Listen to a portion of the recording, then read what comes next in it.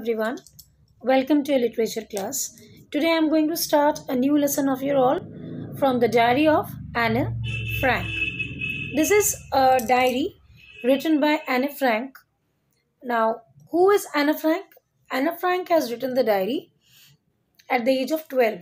Actually, she became from a Jewish family, and at that time Hitler used to torture. If you have gone through history, you must remember in history we have read that Hitler could not resist any Jewish people or Jewish family, and he used to torture them very badly.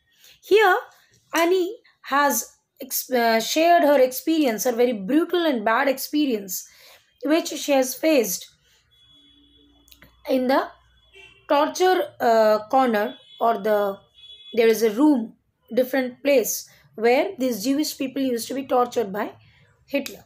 So let's see what the diary tells us. Anneliese Marie Anna Frank, 12 June 1929, either February or March 1945.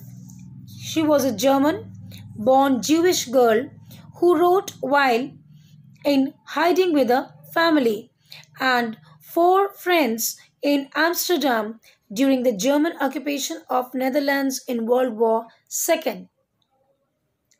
Her family had moved to Amsterdam after the Nazis gained power in Germany, but were trapped when the Nazi occupation extended into the Netherlands. As persecutions against the Jewish population increased, the family went into hiding in July 1942 in hidden rooms in her father Otto Frank's office building. They were so much tormented, they were so much in pain, and they were so much in a huge anxiety and tension that they made themselves closed door in the office building of her father. Okay, there they remain inside the door so that Hitler will not find them and they will not get the tremendous torturer situation, you can say, of the Hitler, as because they belong to a Jewish family. Okay, after 2 years in hiding, the group was betrayed and transported to the concentration camp system, where Annie died of triumphs in Bergen-Belsen within days of her sister Margot Frank. Annie dies because of that tremendous torture and triumph. Triumph means pain. চাপা যন্ত্রণা Annie নিতে পারেনি, এবং তাতে Annie mentally এতটা stressed out হয়ে যায় that she died. Her father Otto, the only survivor of the group, returned to Amsterdam after the war ended to find that her diary had been saved. Convinced that it was a unique record, he took action to have it published in English under the name The Diary of a Young Girl. Later on, their full family was in the concentration camp. That was a dangerous place, rather. Regarding the concentration camp, I'll send you some videos, some links. You can click on that and understand what exactly people used to be dealt in the concentration camp. Okay, shifting to the class now. Yes, her father was the only survival in their family, and there he found the diary when he came back to Amsterdam. And there, when he found the diary, he made himself decided with the decision that I am going to publish this diary by giving the name The Diary of a Young Girl. She was really a young girl, very sweet indeed. The diary was given to Anna Frank on her 13th birthday and chronicles the evidence of her life from 12th June 1942 until its final entry on 1st August 1944. You can from here assume 12th June to 12th June 1943, 1 year. Again, 12th June 1943 to 1st August 1944, that is 1 year, 1 month, that is 2 year, 1 month, whole experience is written in this diary. It was eventually translated from its original Dutch into many languages and became one of the world's most widely read books. Widely read books means the book which is very popular and which is accepted by people in a very huge amount.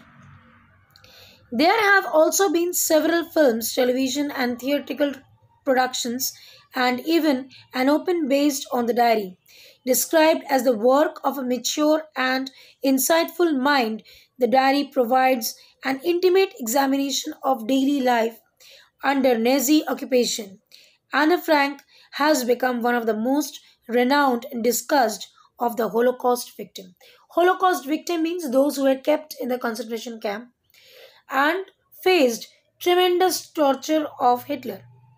But maximum people could not sustain because the torture was so much torturous. I mean, mentally, physically, both.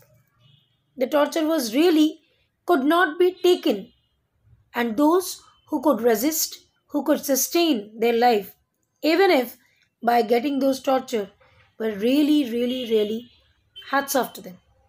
And one of them was Ottoman, father of Anne Frank. It's a grace of God that he remained alive, and so he made this diary published. Since no one would understand a word of my stories to Kitty if I were to plunge right in, I would better provide a brief sketch of my life, much as I dislike doing so.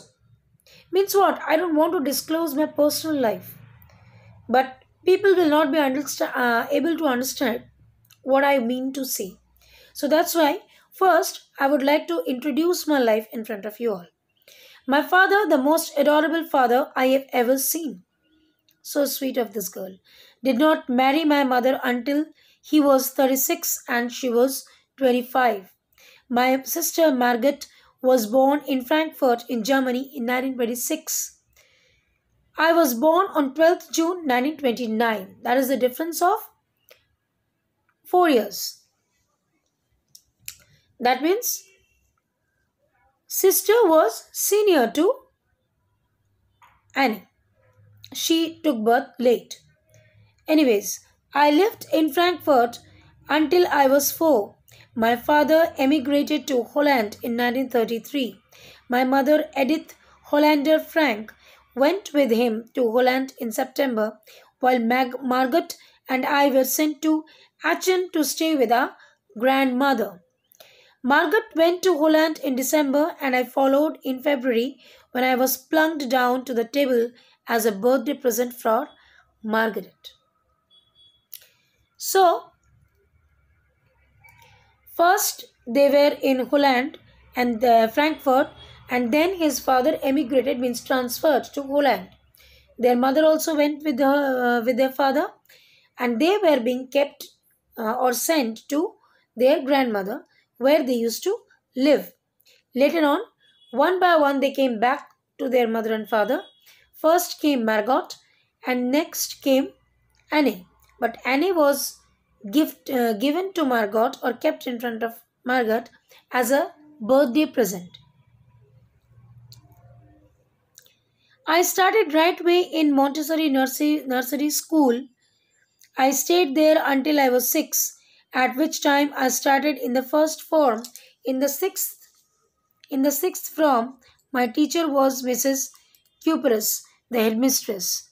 As the end of the year, we were both in tears as we said a heartbreaking farewell.